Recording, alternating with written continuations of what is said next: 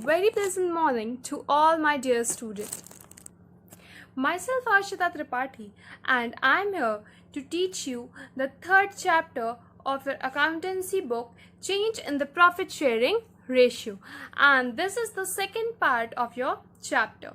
In this we will going to study what is goodwill.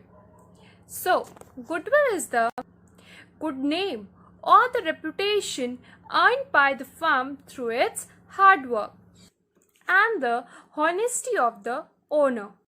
If firm renders good services to the customer who feels satisfied will come again and again, and the firm will be able to earn more profit in the future.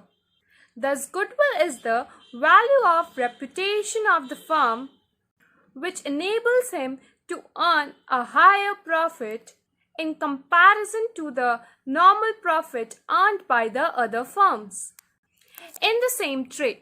So now what we can say is goodwill is what? Suppose जैसे आप कोई सामान खरीदने जाते हैं तो आपका fix होता है, जैसे you use the particular brand only. For the toothpaste you use Colgate or for Pepsodent as per your preference. Why do you use Colgate? Why not Pepsodent and other? Just because you believe in that. Just because that Colgate firm has its goodwill in the market. For years ago they are serving and they had the good reputation, so you prefer for that brand. So this is just because you observe the goodwill of the firm and you prefer to buy that product.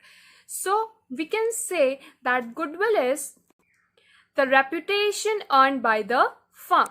So now we are going to study the characteristics of the goodwill. So the first characteristics of the goodwill is it is an intangible asset.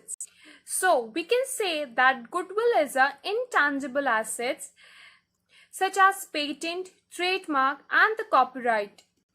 It does not suffer the wear and tear and there is no chances of depreciation. Goodwill को हम touch नहीं कर सकते. That's why we can call it as intangible assets.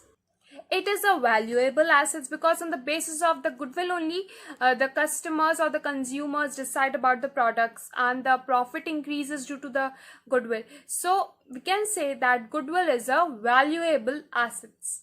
And the third characteristic is it is helpful in earning the excess profit. Now another characteristic is its value is liable to constant fluctuation, means if the profit rises, it rises with the profit, while goodwill does not depreciate. Its value is liable to constant fluctuation. It is always present as a silent asset in the business firm. It declines with the value when the value of the earnings decline. Now the another characteristic is it is valuable only when the entire business is sold. Goodwill cannot be sold in the part. It can be sold when the entire business is sold. Now the another characteristic is it's difficult to place the exact value of goodwill because its value fluctuate from time to time. Now we have the another topic as factors affecting the value of goodwill. So first is favorable location of the business. So it is clear कि अगर business जो भी मतलब जो सामान आप खरीदने जा रहे हैं अगर वो आपको easily मिल जाएगा तो आप उसे ज़्यादा खरीदोगे despite of आपको बहुत दूर तक चल के जाना पड़े या फिर आपको उसके लिए बहुत travel करना पड़े. So goodwill depend on the favorable location of business. Now the second is efficiency of management.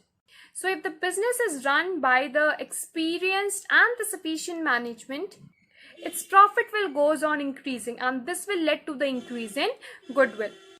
Now the another is possession of license.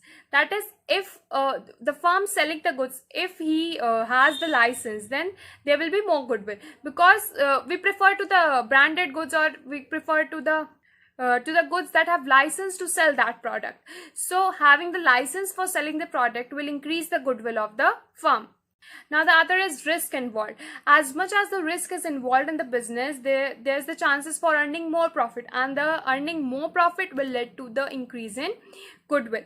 Another is trend of profit. That is, if the firm is earning the profit regularly, means that the goodwill of the firm will maintain regularly. That is, the the trend of the profit will decide the goodwill of a firm. If the firm is continuing with the profit, then the goodwill is rising. But if the firm will go with the losses, then the goodwill of the firm also decline. Now, the another topic is need for the valuation of goodwill. Why do we calculate goodwill? What is the need for calculating? So, the reason are the same as why we have calculated the sacrificing ratio or the gaining ratio. So, we will calculate goodwill when there is a change in the profit sharing ratio, or we have the admission for a partnership firm, or the retirement, or there is a death of any partner, or there is an amalgamation of a two partnership firm. So we will so these are the reason why we calculate the goodwill. So there are many methods to calculate the goodwill.